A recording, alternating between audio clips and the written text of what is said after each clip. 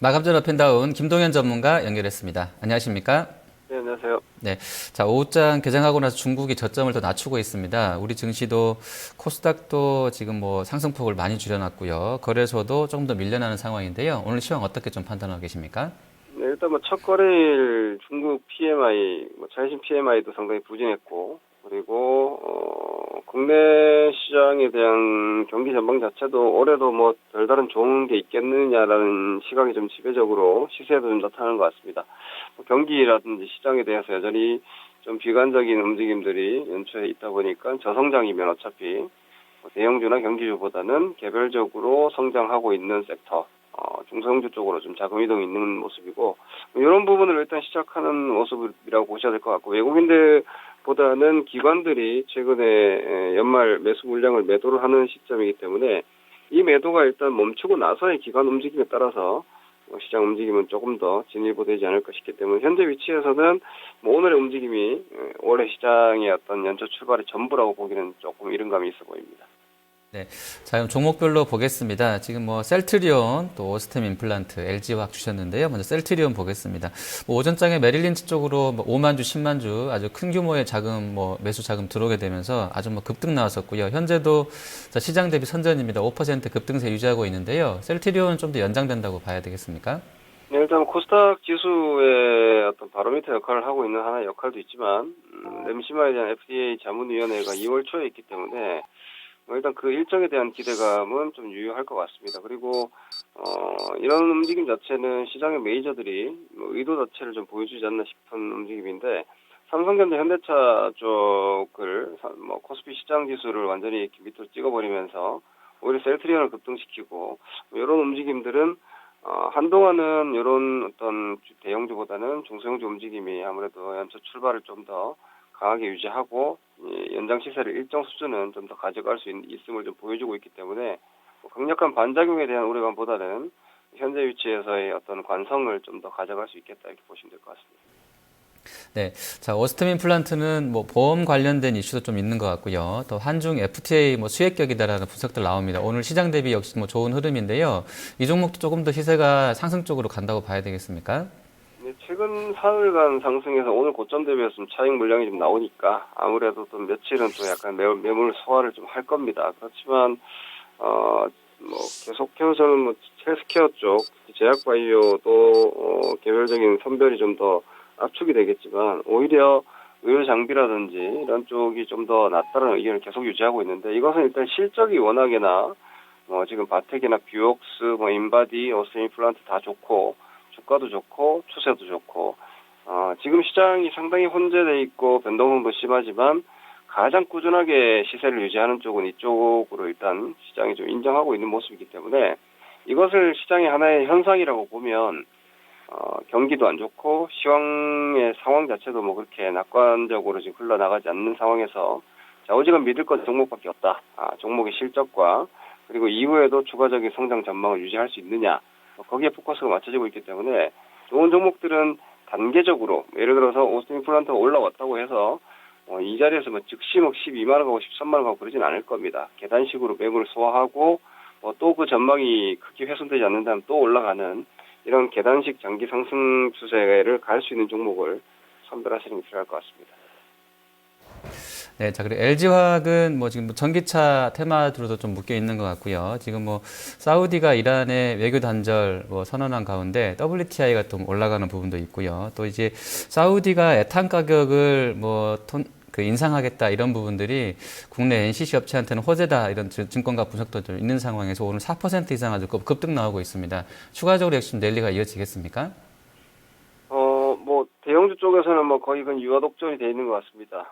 대형주가 전체 우리나라 대형주들은 사실 수출주 그리고 경기 민감 이렇게 크게 엮어서 볼 수가 있는데 사실 국내 많은 기업들이 글로벌 경기의 어떤 민감도를 가져올 수밖에 없는 상황에서 어떤 혁신적인 사업 성장을 쉽게 가져오지 못하고 있습니다. 그런 상황에서 글로벌 2차 전지 산업에 대한 전기차 산업에 대한 확장 그리고 최근에 뭐 NCC 스프레드 자체가 견고한 상황이기 때문에 기초화학 쪽에서도 이번 4분기 실적이 괜찮을 거라는 여러 가지 전망들이 같이 겹쳐지면서 앞서 봤던 헬스케어처럼 정말 좋은 주식은 시황에도 불구하고 이겨내고 올라가는 모습을 보여준 것처럼 대형주 쪽에서도 이렇게 월등하게 성장과 실적을 같이 가지고 있는 주식은 시장을 이겨낼 수 있다는 걸 보여주고 있기 때문에 하지만 이런 종목이 10개 중에서 한 2개밖에 나오지 않는다는 게 현재 시장의 단점이긴 하지만 종목에 대한 압축이라든지 기본적인 종목이 갖추고 있는 이익 성장 내구성 자체를 계속 점검을 하시면서 포트폴리오를 조정하셔야 될 것 같습니다. 네, 자 그럼 하락 쪽 보도록 하겠습니다. 오늘 삼성전자, 아모레퍼시픽, 또 현대중공업 주셨는데요. 삼성전자는 오늘 뭐 그 지수 대비로 낙폭이 좀 큰 것 같습니다. 3% 이상 뭐 급락인데요. 어떻게 좀 보십니까?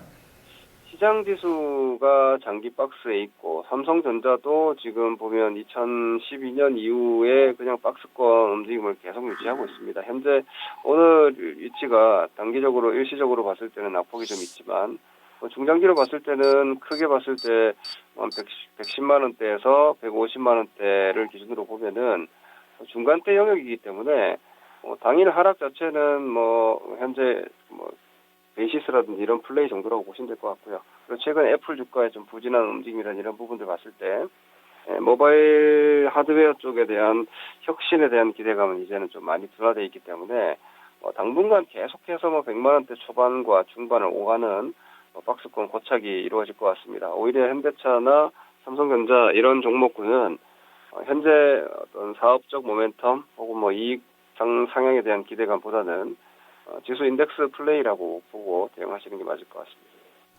네, 자 아모레퍼시픽이 오전장에는 플러스권에서 있었다가요. 현재는 소폭이긴 합니다만 좀 약세로 하락 반전에 있는 상황입니다. 이 종목은 좀 어떻게 전망하십니까? 네, 경기가 빨리 좋아지지 않으면 경기가 좋아지는 움직임이나 기대감이 계속해서 지연되고 딜레이가 될수록 저성장 시대에 맞는 주식군은 시장 수익률을 계속 상회할 수 있을 겁니다. 이 변곡은 아무래도 글로벌 경기 지표라든지 혹은 대규모의 어떤 중국에서의 정책 전환이라든지 이런 부분들이 나오지 않는 이상에는 일단 쉽게 바뀌기 어려운 그런 무거운 구조를 가지고 있는 상황이라고 보면 오히려 지금처럼 시장 지수보다도 경기 민감주나 산업재 주식들이 이렇게 힘없이 이렇게 질질 흘러내리는 정도의 상황이라면은 중국 소비 성장이라는 강력한 어떤 기반을 가지고 움직이는 아모레퍼시픽 같은 경우는 급등세를 쉽게 기록하지는 못한다 가격 저항으로 그렇다 하더라도 시장 수익률은 계속해서 상회하는 구조가 이어진다라고 보시면 될 것 같고요. 오히려 시소처럼 생각하시면 될 것 같은데 경기 민감주 쪽 대형주로 기관 투자자들의 매수가 만약 들어가는 움직임이 나온다라면은 또 아모레퍼시픽 같은 종목은 차익 실현이 나오면서 지지점을 확인하는 그런 움직임이 예상됩니다. 하지만 현재로서는 앞서도 잠깐 말씀드렸지만 주식 시장에서는 반작용보다는 관성을 기본으로 보는 게 상식이기 때문에 현재 상황은 좀 더 이어질 수 있다고 보셔야 될 것 같습니다. 네. 자, 그리고 현대중공업은 글쎄요, 시황이 유가는 좀 반등했다고는 합니다만 글로벌하게 경기 둔화 우려가 좀 더 큰 것 같습니다. 오늘 좀 부진한 흐름인데요. 이 종목은 어떻게 좀 판단하십니까?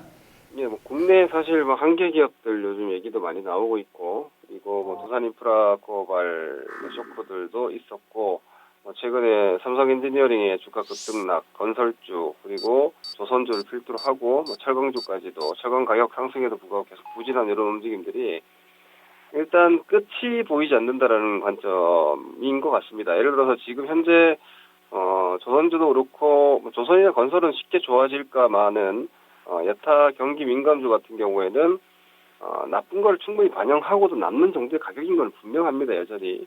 그래서 기다리면 올해 언젠가는 한번 올라간다라고는 쉽게 예상할 수 있겠지만 그게 언제냐, 과연 그게 임박한 시점이 될 수 있는 시그널이 과연 가까운 시점에 보이느냐에 대해서 상당히 회의적인 시각이 연초되면서 또다시 보이는 것 같고요.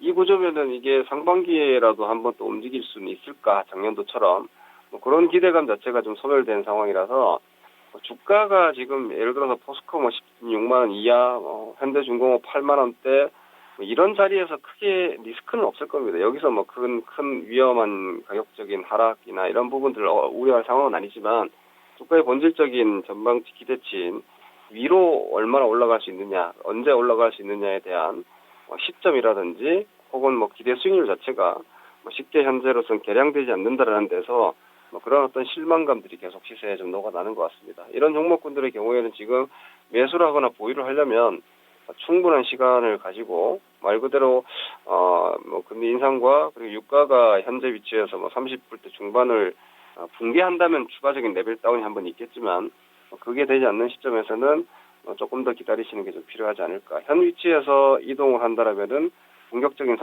성장주일 수밖에 없기 때문에 대상이 만약 그쪽이라면은 지금 이동하지 않는 게 나을 것 같습니다.